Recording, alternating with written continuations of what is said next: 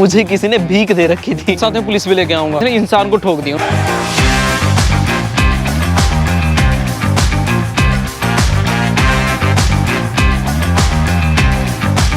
हाँ, तो मैं कार्लिंगफुड रहता था, जहाँ पे मेरा कोल्स था एपिंग में ही, उसके पास ही। वहाँ से मैं यहाँ इस एरिया में आता था काम करने, जहाँ पे अभी मैं रहता हूँ। हाँ, तो मैंने सोचा कि यार क्या घर लेना, गाड़ी ले लेते हैं, बारिश में भी काम हो जाएगा और गाड़ी में रह लूँगा मैं। तो मैंने एक गाड़ी रेंट पे ली और फिर मैं इस एरिया में रहने आ गया। और फिर मैं सोता था यहाँ पे इस एरिया में। वुलवर्थ की ओपन पार्किंग है ये देखो, खुला आसमान, इतनी ओपन पार्किंग, कहीं भी पार्किंग लगा के सो जाओ। एंट्रेंस एक वहाँ पे है, एक राइट साइड में, और मैं एक यहाँ पे कॉर्नर में गाड़ी लगा के सो जाता था, ताकि भी मेरे को कोई परेशान ना करे, मतलब किसी को पता ना चले कि हाँ मैं यहाँ पे सोता हूँ। और मेरे ख्याल से शायद बस एक दो बंदों को पता था कि हाँ मैं सोता हूँ यहाँ, मतलब जिनके साथ मेरी बोलचाल थी उस टाइम, उसके अलावा किसी को नहीं पता था। तो भाई एक बार क्या, मैं यहाँ पे सो रहा हूँ रात को, और सुबह मैं उठा और मुझे किसी ने भीख दे रखी थी।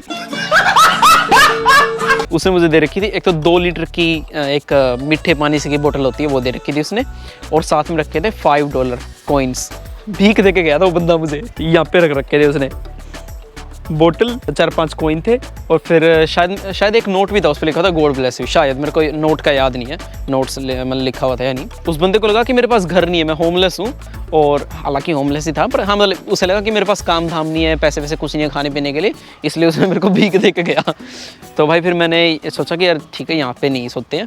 फिर मैंने अपनी लोकेशन चेंज कर दी। बाकी पैसों की दिक्कत नहीं थी, पैसे उस टाइम में मैं $3000 कमा रहा था वीक के, पैसे की कमी नहीं थी। दोस्त बेकारी नहीं है अपन, बहुत पैसे अपने पास। बस ऐसे ही सोचा है, मैं क्या घर में रहना, घर में बस मैं सोने के लिए जाऊंगा। तो फिर भाई यहाँ से हट के इसके बिल्कुल अपोजिट वहाँ पे,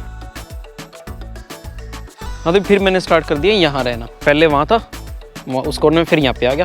फिर यहाँ पे मतलब ये था कि पेड़ों के नीचे एक पेड़ वहाँ पे था, मतलब कॉर्नर पे पेड़ ही पेड़ था ना, इसलिए वहाँ सोता था उसके नीचे। तो भाई सोचा मैंने, फिर यहाँ पे सोने लग गया था मैं पेड़ के नीचे। तो मोस्ट ऑफ द टाइम मेरी गाड़ी यहाँ खड़ी होती थी, मूत्र शोधने के लिए यहाँ यूज़ कर लेता था। पर फिर जब मैंने यहाँ रहने आया था, तो मैंने 1 हफ्ते बाद ही एक जिम का पास ले लिया था। वो थी एनी टाइम फिटनेस, मतलब 24 घंटे खुली रहती थी, मतलब लॉक हो जाती थी, पर एक पास देते थे हमें जिससे हम दरवाज़ा अनलॉक कर सकते थे। और भाई कपड़े वगैरह मैं लॉन्ड्री में धुलवा लेता था अपने वीक में एक बार। मेरे ख्याल से उसके $15 या $20 लगते थे, धोने के भी और सुखाने के भी, ड्राई भी कर देते थे। और भाई नहाने वहाने के लिए, वॉशरूम वगैरह यूज़ करने के लिए मैं जिम यूज़ कर लेता था। और भाई मैं क्या करता था गाड़ी में सोने के लिए, क्योंकि देखो अगर गाड़ी में पीछे सो गए ना पिछली सीट पे, तो पैर पूरे नहीं खुल पाते, बहुत ज़्यादा परेशानी होती है। ये जगह अब इनफ तो है नहीं कि पूरे पैर खुल जाएँ। तो मैं क्या करता था, इस सीट को, इस वाली को पूरा नीचे कर देता था। तो भाई मैं इस सीट को ऐसे पूरा पीछे कर देता था, उस सीट को पूरा आगे कर देता था, और मेरे पास थे 4-5 तकिए।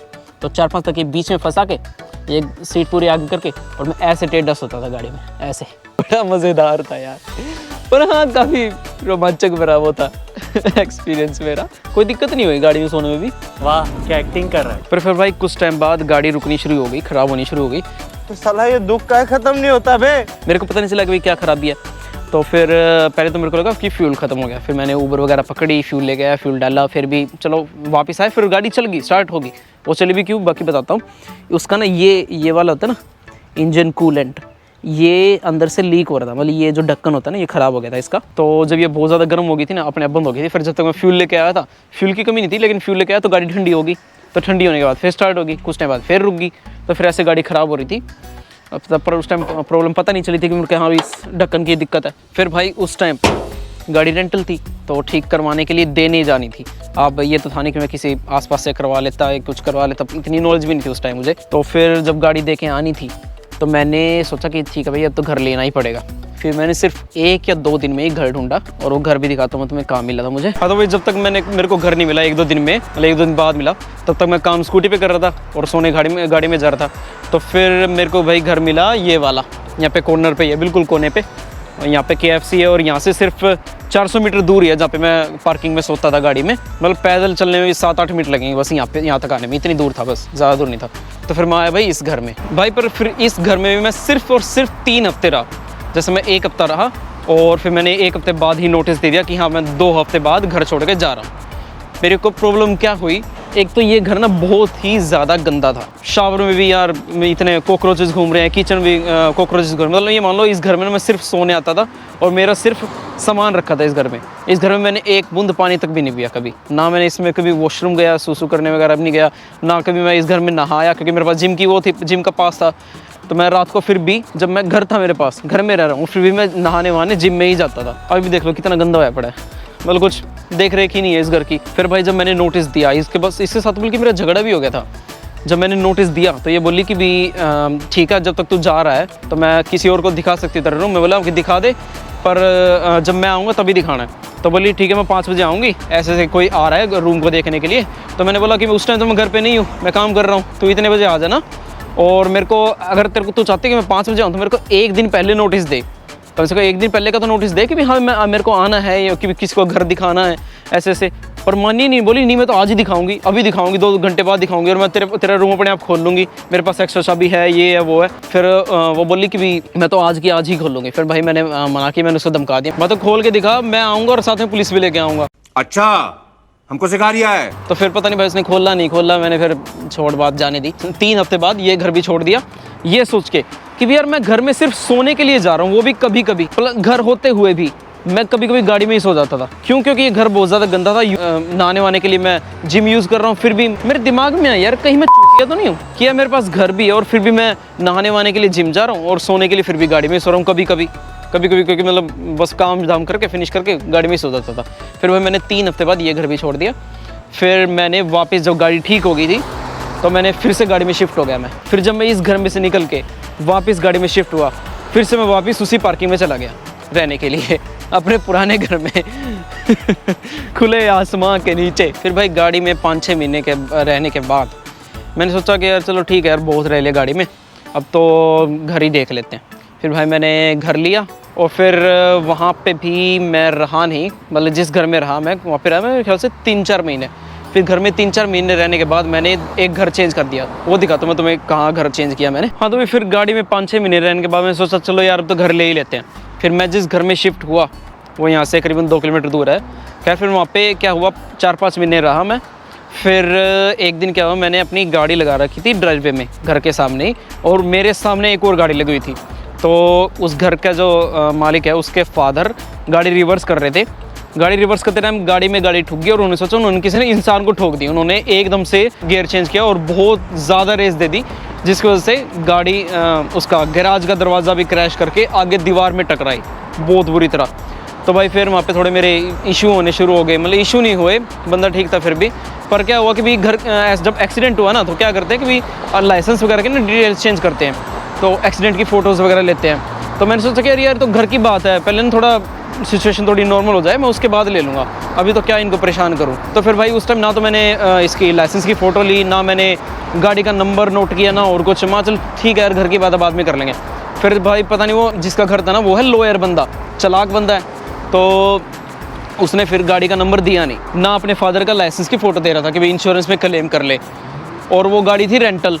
फिर थोड़ा इशू होने लग गया, मतलब इतने इशू भी नहीं हुए, पर फिर भी मैंने घर छोड़ दिया। मैं ठीक है, मेरे को ट्रबल नहीं चाहिए किसी भी चीज़ का, मेरे को बस नहीं चाहिए ये ताम झाम। तो मैंने वो घर छोड़ दिया।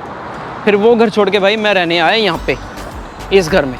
ये जगह तो याद ही होगी, यहाँ पर आके मैंने कई वीडियोज़ बनाई हैं, बल्कि मैंने अपना यूट्यूब चैनल भी इसी घर में शुरू किया था। फिर भाई इस घर में जो लड़की थी, जिस एक लड़की ने ले रखा था, ये वियतनामी लड़की थी, उसके साथ भी मेरे इशू शुरू होने हो गए। अभी क्या हुआ, जैसे मेरा पे साइकिल होता था, मैं हर फ्राइडे को पे करता था क्योंकि फ्राइडे को मूव हुआ था, तो लेकिन मेरी सैलरी आती थी ट्यूसडे वेडनेसडे को, तो मैं इसको ट्यूसडे या वेडनेसडे को ही पे कर देता था नॉर्मली।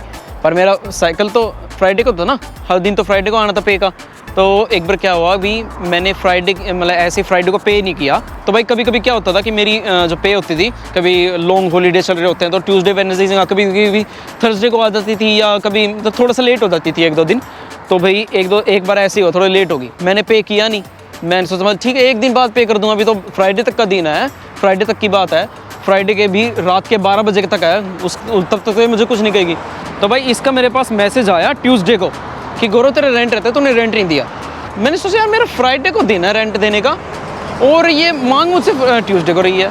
मैं हर ट्यूसडे को पे करता हूँ, इसको लिए थोड़ा तो मांगना शुरू कर देगी। Women.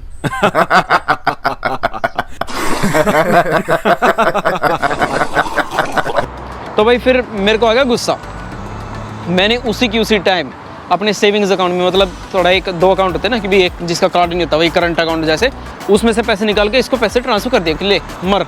और फिर मैंने साथ ही साथ इसको मतलब पैसे ट्रांसफ़र करते टाइम मैसेज में ये भी लिख दिया कि भी मैं नोटिस दे रहा हूँ तेरे को कि 2 हफ्ते बाद मैं घर छोड़ के चला जाऊँगा। क्योंकि ये रूल तो रूल है यार, ऐसे मतलब इंसल्ट सी कर दी ना इसने कि भी तेरा रेंट रहता है, ये है वो है। फिर मैंने घर छोड़ दिया ये भी। फिर भाई घर छोड़ा, फिर मैं वापस वहीं चला गया जहाँ पे मेरा जिस घर में कार का एक्सीडेंट हुआ था। फिर अभी तक वहीं पे रह रहा हूँ। हाँ तो भाई अगर ओवरऑल मैं तुम्हें ये बताऊँ कि भी कहाँ रहना चाहिए, कैसे रहना चाहिए, तो भाई बात ये है कि भी कहीं भी रहो लेकिन अकेले रहो, बहुत ही ज़्यादा सुकून और शांति की ज़िंदगी जियोगे। मैंने एक बार पढ़ा था कि भी loneliness is dangerous, it's addictive once you see how peaceful it is, you don't want to deal with people anymore. बाकी भाई सच में है ऐसा, एक बार तुम अकेले रहे ना, एक बार सारी यारी दोस्ती छोड़ दी तुमने, फिर तुम्हारा दोस्त बनाने का मन ही नहीं करेगा। जैसा मेरे कोई दोस्त नहीं, मन बनाने का मन ही नहीं करता, मुझे अकेले ही रहना है। तो भाई अगर अकेले मूव हो, सोच समझ के मूव हो ना, इसके बाद तुम्हारा दोस्त बनाने का मन नहीं करेगा। हाँ तो वैसे जब इस घर में रह रहा था मैं, यहाँ से मेरे को एक बात और याद आई। एक बार भाई ऐसे बैठा था मैं जैसे थोड़ा लाउंज रूम में, तो एक बार बैठा हूँ, वो वियतनामी लड़की बैठी है और आई, मतलब वियतनाम में बैठी नहीं थी, वो आई और उसने अपने बाल करवा रखे थे, थोड़ा मतलब कुछ ट्रीटमेंट वगैरह करवा रखा था। तो मैंने बोला कि नाइस हेयर, बोली थैंक यू। मैंने बोला कि कितने करवाए, बोली कि भी $300। मैं 300, वाह यार एक्सपेंसिव है। वो बोली या I need a rich boyfriend. मैं कहा यार रिच बॉयफ्रेंड, 30+ एज थी उस लड़की की, इस वियतनामी लड़की जो यहाँ पे रहती थी, और फिर भी कहती है I need a rich boyfriend. मतलब यार 30+ एज होने के बाद मैंने तुम्हें बता दें यहाँ पे लड़की की कैसी हालत होती है, और फिर भी ये अच्छा रिलेशन नहीं ढूंढ रही, फिर भी ये ढूंढ रही है कि रिच बॉयफ्रेंड। वाह यार भाई संभल के यार, यहाँ पे तो लड़कियाँ ऐसी हैं मतलब बस पैसे के पीछे भागती हैं, रिच बॉयफ्रेंड चाहिए, रिच बॉयफ्रेंड। 30+ एज हो गई, अपने जीवन साथी नहीं चाहिए तेरे को, रिच बॉयफ्रेंड चाहिए। हाँ तो बस आज की वीडियो में इतना ही। अब वीडियो खत्म करने से पहले मुझे कमेंट सेक्शन में कमेंट करके बताओ कि मुझे नेक्स्ट वीडियो किस टॉपिक पर बनानी चाहिए, और अगर वीडियो अच्छी लगी तो कमेंट लाइक करना और शेयर करना। Bye bye.